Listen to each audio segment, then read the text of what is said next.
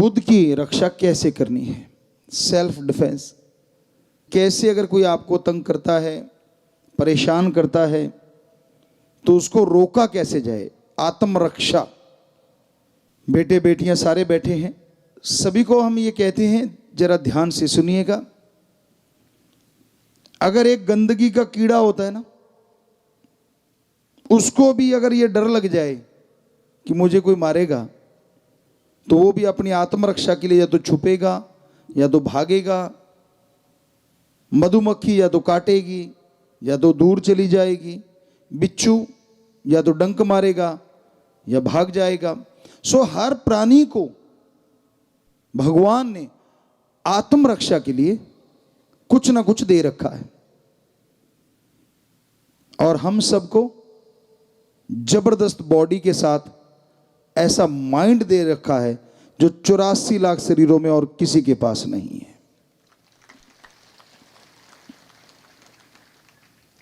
इस माइंड में हिंसा नहीं होनी चाहिए, लेकिन कोई आप पे अटैक करता है, खास करके बेटियां, तो इसका मतलब ये नहीं होना चाहिए कि आप अबला हैं, आप सबला बनना है।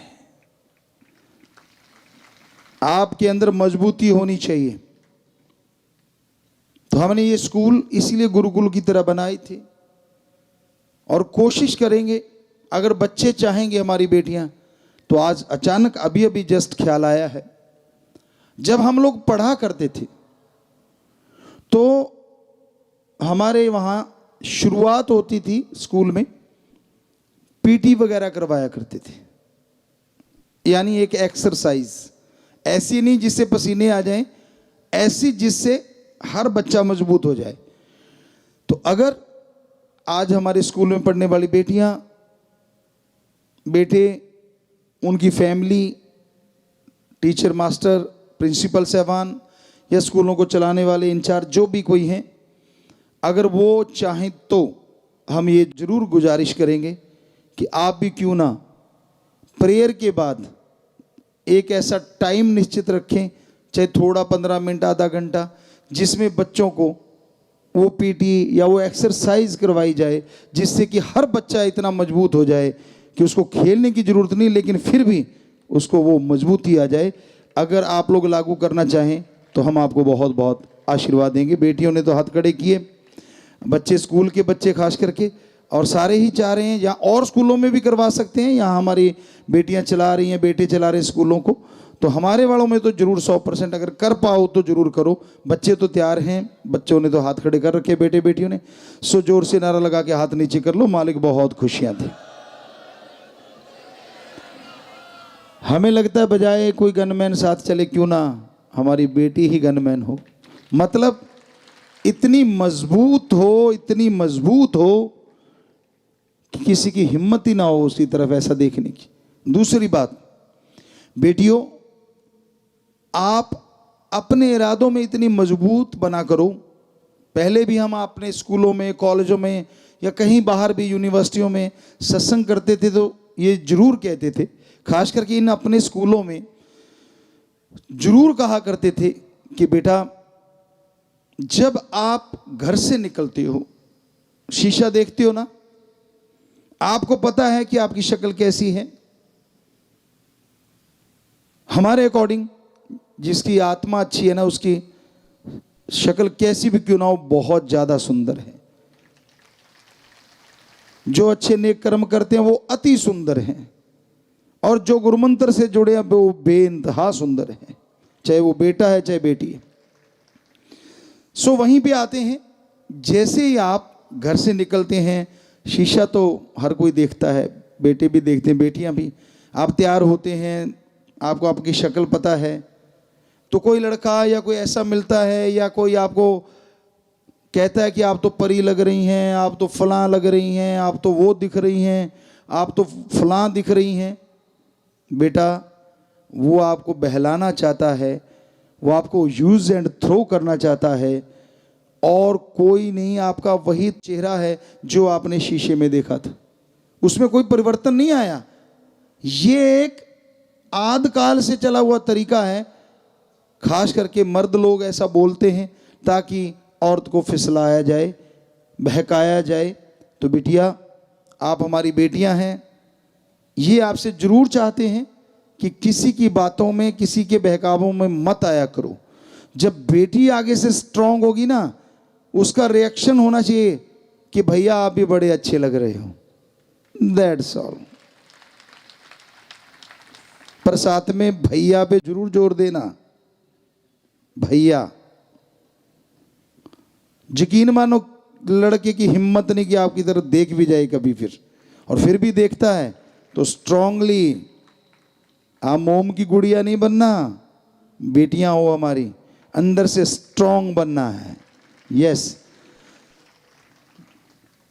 तो जब आप स्ट्रांग होंगे ना, किसी की हिम्मत नहीं कि आपकी तरफ कदम भी बढ़ा दे। लेकिन जब आप डगमगा जाती, वहां गड़बड़ होती है। ये 6 करोड़ 6.5 करोड़ बच्चे हो गए हैं, तो हमने अपने बच्चों में ये चीज देखी है, बहुत ही स्ट्रांग, गजब। तो ऐसे बनो आप।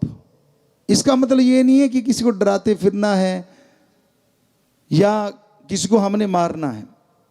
हम अपनी बात सुनाते हैं, बच्चे बात कई बार पूछते होते हैं, पिताजी आप स्कूल में कैसे कैसे। उन टाइमों में हमें नहीं पता कैसा सिस्टम था, आजकल तो स्कूलों में दिखता ही नहीं। स्पेशली मार्शल आर्ट सिखाने आते थे, हाथों को मजबूत करने के लिए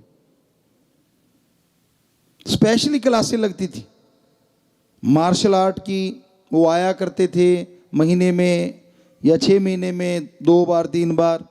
तो वो आके सिखा के जाते थे लड़कों को, लड़कियों को कागज के फूल कैसे बनाने हैं, आर्ट एंड क्राफ्ट कह लो आज के अकॉर्डिंग। तो वो सिखाने आया करते थे। सो मतलब ऐसी चीजें बड़ी चला करती थी, कैसे हाथ को मजबूत करना है। और राम जी की कृपा से हमें जुनून हो जाता था, आज भी है। हमने जन्म के बाद कभी भी कोई बुरा कर्म ना सोचा ना करा, और ना ही बुराई सीखने की कोशिश करी। लेकिन अच्छा काम, चाहे वो दुनियावी रूहानी, तो परमपिता जी ने परफेक्ट कर ही दिया, उनकी बॉडी है। पर आज भी दुनियावी अच्छा काम, चाहे वो बेटी को आता हो, चाहे वो बेटे को आता हो, आज भी हम स्टूडेंट हैं। अगर कोई करता दिख गया ना और हमें ना आता हुआ, तो हमें होता है कि अच्छा इसको देख लिया करते, वो काम हम ज्यों का त्यों लगभग 99.9% कर सकते हैं, क्योंकि आज भी हम स्टूडेंट हैं। तो ऐसे हर किसी को स्टूडेंट रहना चाहिए। तो हमने वो जैसे मार्शल आर्ट वाले आए और उन्होंने बताया, तो हमने तो वो शुरू कर दिया काम। वो कहने लगे जी ऐसे आप प्लेट तोड़ सकते हो पत्थर की। वो तो आपने शायद वीडियो भी देखा होगा एक, जिसमें हमने कई प्लेटें तोड़ते हैं हाथ से, आश्रम में आके भी तोड़ी थी। लेकिन हमने तो यहाँ तक राम जी की कृपा हो गई थी उस परमपिता परमात्मा की, कि इस हाथ से पक्की ईंट तोड़ देते थे। एक छोटी सी बात आपको सुनाते हैं, अपनी बड़ाई नहीं, हम तो खाकसार हैं, चौकीदार हैं। ये पहले कहते, कोई सोचे अपनी बड़ाई कर रहे हैं। साईं शाह सतनाम शाह मस्तान, दाता का रहमो करम, उन्होंने बनाया ये जिस्म, उनके वचनों से बना ये शरीर। तो हाथ इतना ज्यादा ये राइट हैंड मजबूत हो गया था कि एक बार एक हमारे टेलर रहा करते थे, बहुत पहले, 2 रहे हैं, एक पहले रहता था, उनकी बात करते हैं, पंजाब साइड से थे। तो हमने ईंट तोड़ी, उनको पता चला था कि हाँ ऐसा है।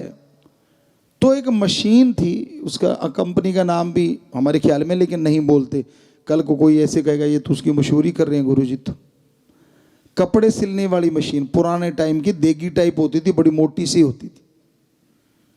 तो हम वैसे बातें कर रहे थे हंसते हंसते, हमें क्या लगा, यार तू ईंट तो तोड़ देता है, क्या तू मेरी मशीन तोड़ देगा?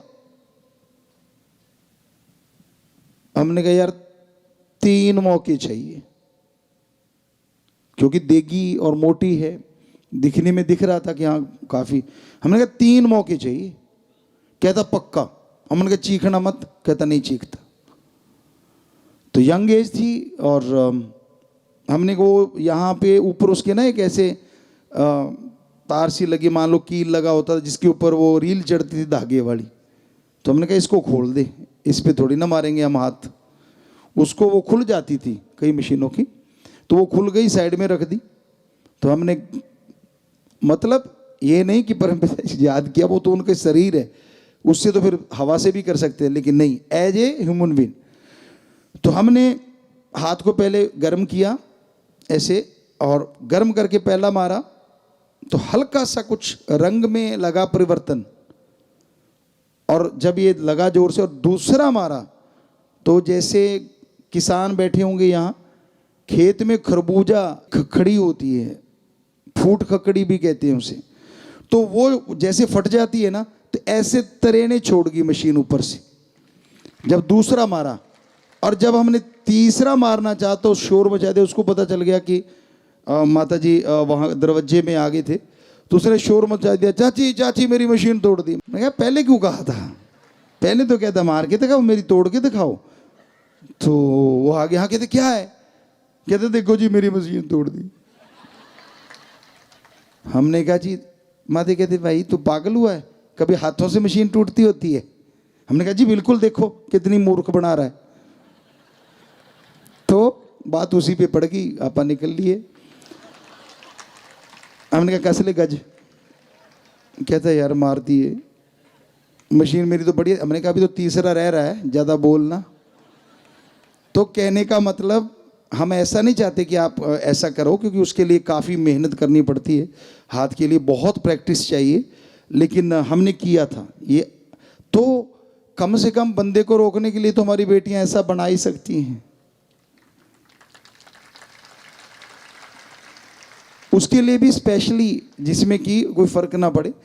तो यूडो के प्लेयर हैं, वो चोग लगाया करते हैं, हमें आज भी याद है, शायद बेटियों में भी होंगी यूडो की प्लेयर, पहले तो बहुत हुआ करती थी, आज भी होंगी शायद।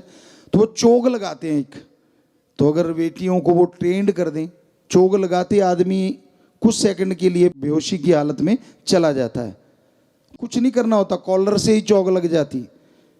तो ऐसी ट्रेनिंग अगर स्कूलों में बेटियों को खास करके स्पेशली दी जाए, तो हमें लगता है छेड़ने वाला एक बार तो छेड़ेगा, फिर तो अब 10-15 और को भी बताएगा। सो कहने का मतलब, बजाय हम किसी और को देखें, क्यों ना खुद को इतना मजबूत कर लें। जब मालिक ने शरीर दिया, एक दिन इसने जल जाना है, बालों ने घास की तरह, हड्डियों ने लकड़ी की तरह, कुछ सामान बचेगा वो कहीं दबा दिया जाएगा। तो क्यों ना जब तक जिंदा इस बॉडी को ऐसा करके रखें टिट फिट। तो ये चाहते हैं हम, बेटों से भी बेटियों से भी। तो इसलिए ये स्कूलों में कहा है। तो आज दिन क्योंकि उसी पे है कि जो वायलेंस किए जाते हैं, तो बॉडी फिट रखना बेहद ज़रूरी है बेटा, बेटियों को खास करके आज हम कहना चाह रहे हैं। तो आप चाहे हमें मानती हो चाहे नहीं मानती, बेटे भी, कि भाई किसी भी तरह से इसमें कोई बुरी चीज़ नहीं कही हमने, आपके भले की है। परमपिता ने शेर लिखे थे, तेरे भले की कहूँ। सो ये आपके भले की कह रहे हैं, और फॉर एवर लाइफ में काम आने वाली चीज़ है। तो आप इन चीज़ों पे अमल करें। दूसरी बात, मेडिटेशन। कई बार होता है कि मन चंचल है, कंट्रोल में नहीं होता, क्योंकि हमने तो कह दिया और आपने सुन लिया और हाथ भी खड़े किए कि हाँ जी ठीक है, मानेंगे, ये चीज़ें करवाएंगे। लेकिन जब आप घर से स्कूल कॉलेज तक जाते हैं, रास्तों में सामना करना पड़ता है, या कहीं भी दुनिया में विचरते हैं, वहाँ नेचुरली है लोगों का, लड़कों को लड़कियां, लड़कियों को लड़कों का सामना तो करना ही पड़ता है। तब अगर आपका मन कच्चा है, आपकी नीयत अगर कंट्रोल नहीं है विचारों पे, तो तब आप फिसल जाते हैं। उसको बेहद जरूरी है कंट्रोल करना, और उसके लिए जरूरी है राम का नाम। यकीन मानो, 15 मिनट सुबह शाम, 10 मिनट सुबह शाम भी अगर आप ये कर लेंगे, और जब भी मन बहकने लगे सुमरन शुरू कर देना, यकीन मानो उसी समय 5-4 मिनट में मन 80% कंट्रोल में आ जाएगा।